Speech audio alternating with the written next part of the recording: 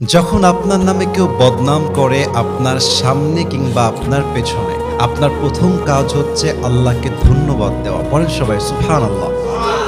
কি সুন্দর কথা আল্লাহ তাআলা বলছেন, খুব খেয়াল করবেন। আল্লাহ বলছেন, সবর ধারণ করো তাদের কথার ব্যাপারে যারা তোমার ব্যাপারে বদনাম করে। এর কারণ আমি আল্লাহ জানি তারা যা বলছে সত্য নয়, বরং তুমি হচ্ছ আসল সত্যবাদী। তুমি সেই অন্যায়টা করো নাই।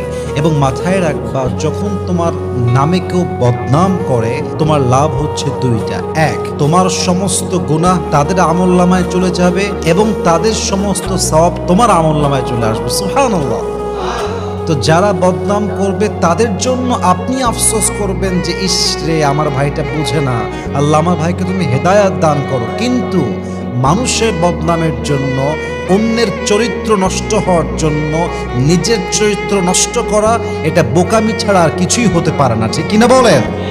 অতএব আজ থেকে বদনাম করলে নারাজ হবেন না, মন ছোট করবেন না, ভরসা রাখবেন এক সত্তার উপরে, তিনি কে?